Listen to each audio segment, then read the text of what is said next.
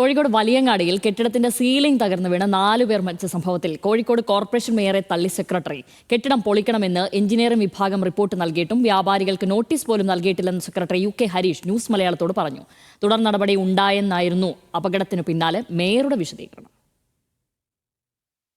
2024 Kozhikode വലിയങ്ങാടിയിലെ corporation ഉടമസ്ഥതയിലുള്ള കെട്ടിടം കാലപ്പഴക്കത്താൽ അപകടാവസ്ഥയിലാണെന്നും പൊളിച്ചു നീക്കണമെന്നും എഞ്ചിനീയറിംഗ് വിഭാഗം റിപ്പോർട്ട് നൽകിയത്.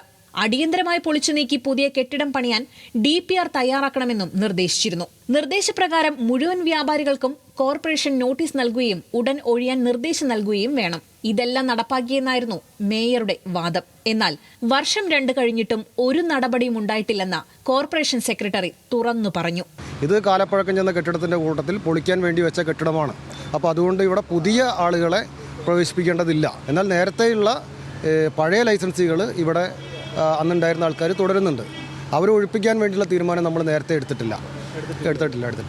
കാലപ്പഴക്കത്താൽ തകരാൻ സാധ്യതയുള്ള കെട്ടിടങ്ങളിൽ നിന്ന് ആളുകൾക്ക് ജീവഹാനി സംഭവിക്കാതിരിക്കാൻ മുന്നറിയിപ്പ് നൽകണമെന്നാണ് ചട്ടം. ഇത് രേഖാമൂലം നൽകണം. എന്നാൽ കോർപ്പറേഷന്റെ കാര്യത്തിൽ ഇതുണ്ടായിട്ടില്ല. യാതൊരു മുന്നറിയിപ്പോ നോട്ടീസോ ലഭിച്ചിട്ടില്ലെന്ന് വ്യാപാരികളും സ്ഥിരീകരിക്കുന്നു. നമ്മൾ നിലവിലുള്ള ഈ ഇത്തരം കെട്ടിടങ്ങളുടെ കാര്യത്തിൽ ഈ വ്യാപാരികളെ പുനരധിപ്പിക്കേണ്ട കാര്യം കൂടിയുണ്ട്.